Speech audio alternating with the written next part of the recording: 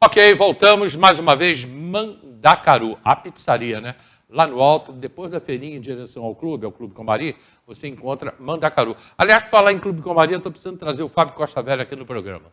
Vice-presidente do Clube Comari, que o presidente não aparece, né? O presidente ele quer ficar quietinho na dele, mas estou precisando trazer o... Abraço, Marquinhos, presidente do Comari. Estou precisando trazer o Fabinho aqui no programa, né? Meu amigo, meu irmão Fábio Costa Velho, para falar um pouco do clube. Falar se vai voltar, se não vai voltar, depende do protocolo, né? Bom, a Mandacaru, então, você pega em direção ao Clube Comari, entrou à direita, 50 metros ali, pertinho, pizzaria Mandacaru. A Cláudia está aqui com a gente, Cláudia Greenberg.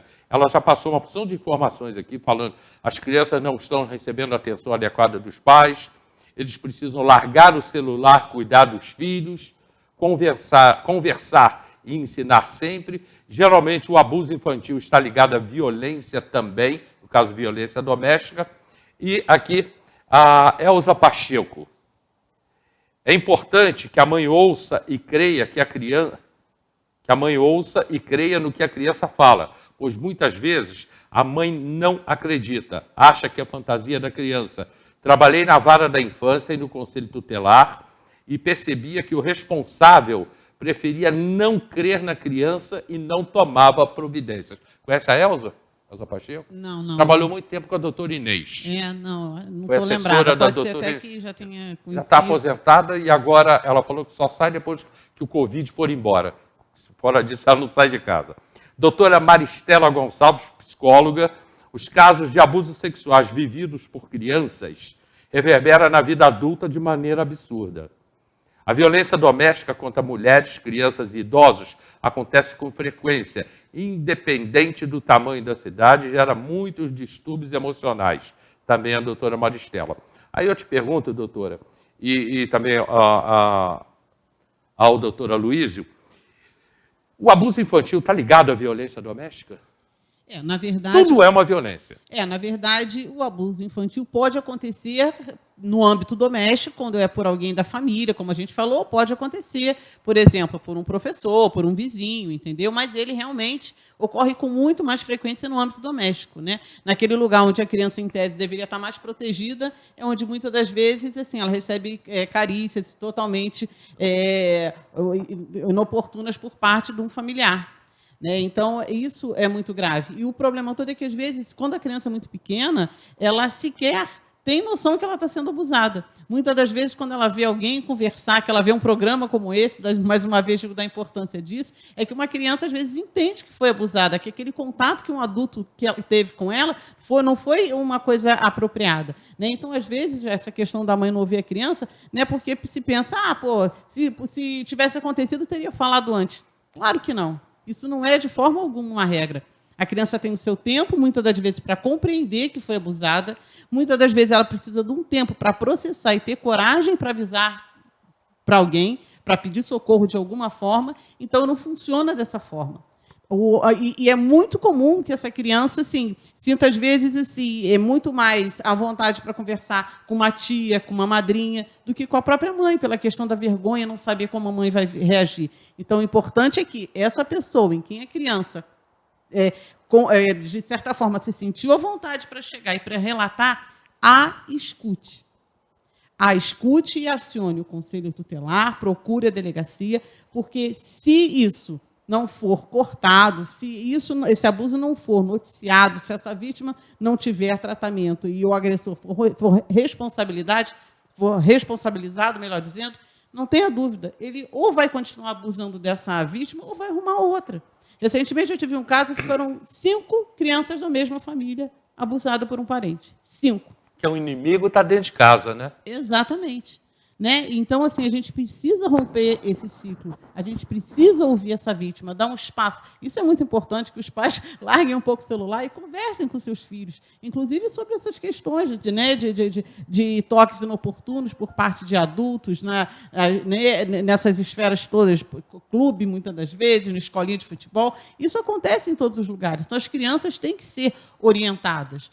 É claro que ninguém precisa estar em pânico, mas precisa passar esse esclarecimento conhecimento para a criança e precisa ficar de olho e, sobretudo, dar esse espaço. Quando a criança vai se chegando, querendo contar alguma coisa, ouça essa criança, dê voz a essa criança. Porque se essa criança não relatar, ela vai, às vezes, ficar sofrendo anos. Não é comum eu fazer uma denúncia, o doutor Luiz pegou uma investigação, que o abuso está acontecendo há 3 anos. E, por algum momento, tem casos exatamente assim, a criança vê no programa de televisão, vê numa novela alguma situação de abuso, e a partir daí que ela toma coragem para relatar. Então, o principal é isso. Atentem para as suas crianças, atentem para essas crianças que estão ao seu redor. Deem oportunidade, olhem esses sintomas que nós falamos, a questão da automutilação, a questão, muitas das vezes, já cuidar, de voltar a fazer xixi na cama, né? Às vezes, até a questão da falta de atenção na escola, tem crianças que param de querer ir para a escola. Então, assim, são sinais que alguma coisa não está bem. E, sim, pode ser um abuso. Nas audiências, às vezes, as pessoas falam assim, eu nunca imaginei que pudesse acontecer na minha família. Acontece em todas as famílias, acontece com muito mais frequência do que a gente imagina. Em qualquer classe social. Em todas as classes sociais. O que a gente precisa é estar atento para isso. Já vou te perguntar sobre, a Elza comentou aqui, aliás, ela botou aqui que ela é tia da Selma Epifânio, que é psicóloga. Sim. Ela botou aqui, já vou te perguntar sobre isso, que muitas vezes o responsável prefere não acreditar na criança e aí não toma providências. Eu volto a você. Doutor, como é que é o caso? Quando o caso é o abusador está dentro de casa, o inimigo está dentro de casa, como é que eles chegam na delegacia como? Dizendo que é mentira, que o fato não aconteceu? Muitas vezes eles negam, né? Qualquer qualquer situação de eventuais carícias, etc. e tal, mas, na maioria dos casos, eles, quando não há conjunção carnal e há mais toques, etc. e tal, fala que gosta muito da criança, que é muito carinhoso, que a criança adora ele, etc. e tal. E a gente vai confrontar, né, aqueles depoimentos da criança e também do possível abusador, né? Aí a criança começa a contar, né, para os policiais e para as psicólogas como que ele age, né? Quais são os locais em que ele faz dessas carícias. Aí você vê que são locais com conotação sexual, no caso, chega nos seios, né, ou na própria vagina da criança, no glúteo, né? Então, eles tendem a negar, né? Tendem a negar, falam que é uma relação de afeto entre ele e a Com criança. garotos também acontece. Acontece também. E muitas vezes, né, uma doutora psicóloga falou, né, no início do programa que eu vi, que essas crianças são abusadas, precisam de tratamento, um acompanhamento psicológico, né? Já peguei casos em que o abusador, ele foi abusado quando era criança, adolescente. Então, se ele não tiver um acompanhamento, se ele se não tiver, transforma num abusador. Tende a repetir alguns comportamentos, né? Isso é uma possibilidade que acontece. Isso aí na psicologia as pessoas vão confirmar, de tanto que da importância do tratamento, né, do acompanhamento psicológico para aquela criança que foi abusada. Bom, voltando então, o que eu te perguntei, doutora, o caso, as mães tendem a não acreditar? Na verdade, eu acho que há uma culpa, né? Quando a mãe toma ciência que isso aconteceu, eu acho que é um sentimento, muitas das vezes, de culpa de que ela não cuidou adequadamente. E essa negação acaba acontecendo, porque é muito difícil você lidar com a questão. Às vezes é muito mais fácil você fingir que aquilo não aconteceu do que você ter que lidar com isso. Né? Às vezes, assim, o próprio pai, a criança, né, casos de avós maternas, você saber que o teu próprio pai está abusando do teu filho, são coisas que tendem realmente a uma negação. Só que, assim, dificilmente uma criança mente quando ela é abusada. Dificilmente a criança fantasia a ponto de ter que descrever com detalhes como eles fazem perante as psicólogas que são capacitadas para isso, quando eles narram o abuso. A gente consegue facilmente identificar a espontaneidade da criança ao relatar isso. E é muito importante que as pessoas saibam que a palavra da vítima, a palavra da criança, ela tem uma grande relevância para a justiça. Né? Porque muitas das vezes também as mães ficam assim, mas eu vou na delegacia, vai ser a palavra do meu filho contra a palavra do meu pai, a palavra do meu filho contra a palavra do meu ex-companheiro. Né? Às vezes, inclusive, os abusadores costumam falar isso para as crianças. Não adianta você contar nada para ninguém, porque vai ser a sua palavra contra a minha. Só que a justiça, por conta justamente do fato desses crimes acontecerem no ambiente doméstico sem testemunhas, a justiça dá um grande peso para a palavra das vítimas. E a não ser que se demonstre, o que é muito difícil acontecer, que aquela vítima mentiu, a palavra dela vai ter um peso muito superior ao daquele abusador. Então, isso é importante que se fale. Né? A gente tem que acreditar na vítima, a não ser que venha o que muito dificilmente acontece, alguma coisa dizendo que aquilo não aconteceu. Mas isso não é, nem de longe, o nosso dia a dia, e o doutor Luiz pode confirmar. Em quase todos os casos, a criança conta em detalhes, ela muitas das vezes tem dificuldade em falar a data, mas ela liga ao aniversário de alguém. Hoje, assim, há um cuidado muito grande para priorizar esse relato espontâneo, justamente para evitar que a criança seja induzida por alguém a inventar alguma coisa. Então, hoje, há esse cuidado. E, por conta disso, esse relato é muito mais convincente. Eu não consigo acreditar que uma criança de 10, 12 anos, não estou botando menor, não, menor de 10 anos, 10, 12 anos, consiga criar uma história. Eu acho que uma criança não vai conseguir criar uma história dessa. É muito difícil. Ela não conhece, ela não vai saber. Eu acho. A criança, em tese, é pura, né? Ela não tende a mentir, né? Para os pais, para policiais, para profissionais, para psicólogos, enfim, professores. E é muito bom também alertar, né? Até a população, as pessoas que estão passando por isso, que a Polícia Civil ela tem outras técnicas, não é só a oitiva, no caso do interrogatório do autor e da criança. Existem outras técnicas que são acrescentadas à investigação, por razões óbvias, não vou mencionar aqui, mas são técnicas que, muitas vezes, elas acabam por elucidar o crime, a gente consegue fazer essa remessa, né, para a doutora Carla, para o Ministério Público, para que possa oferecer a denúncia contra esses criminosos. O policial sabe como conduzir, né? Ele vai descobrir, ele consegue tirar da criança, não é isso? Isso, esse núcleo que é formado por policiais civis mulheres, ele é muito bem treinado, né? São profissionais de extrema competência e confiança, né? As meninas são muito boas mesmo no que fazem. A doutora Maristela está colocando um negócio aqui importante. Porque a gente não tem como... poderia até debater o assunto durante 2 horas aqui, que é o tempo do programa, faria um programa especial, mas não tem agora por causa do protocolo que a gente tem que seguir aqui rigorosamente. Até a semana retrasada, eu não podia ter 3 pessoas aqui no estúdio, agora que a gente deu uma aliviada, o Gilberto criou aqui um outro local aqui para a gente ter uma outra câmera.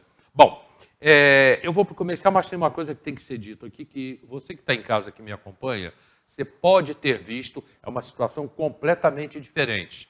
O pastor Davi falando de um caso em que ele viu viajando para o Nordeste, naquele trabalho que ele faz de missionário, uma menina de 12 anos, dentro de um bar,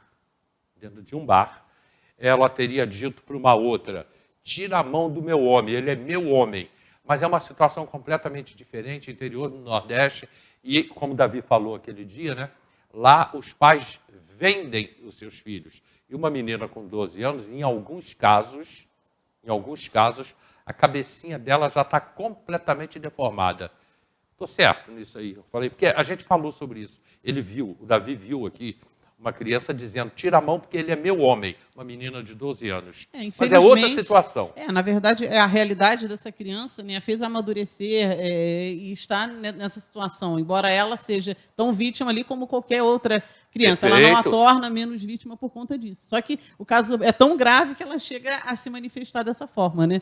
Mas, assim, o fato é que aqui a gente, graças a Deus, não tem casos de exploração sexual, não é comum. Realmente eu não me lembro de nenhum nesse sentido, de em beira de estrada, felizmente. O nosso caso aqui, clássico, é realmente aquele abuso dentro de casa. Né? Aquele abuso em que realmente a criança fica à mercê em determinada situação de estar sozinha com um parente, e esse parente se abusa, se utiliza dessa situação, da autoridade que tem sobre a criança, da confiança que que aquela criança tem nele para poder, então, abusar, fazer toques inapropriados. Né? E é bom até dizer aqui que o que a gente chama de estupro de vulnerável não é apenas a conjunção carnal, a relação sexual completa, mas qualquer toque na vagina, nos seios, qualquer toque inapropriado com conotação sexual é considerado pela legislação como estupro de vulnerável. E, como tal, tem que ser punido. Perfeito. Eu vou deixar aqui para a gente voltar depois do comercial falando sobre isso. Novamente, a doutora Maristela.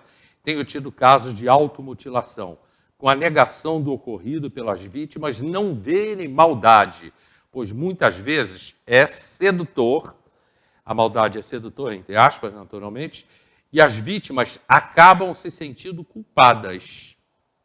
A gente pode falar sobre isso, está aqui pelo Facebook, a gente volta já. Agora vamos falar da ótica. Olha só, vamos falar que você vai ter um desconto de 30% comprando nas óticas da gente.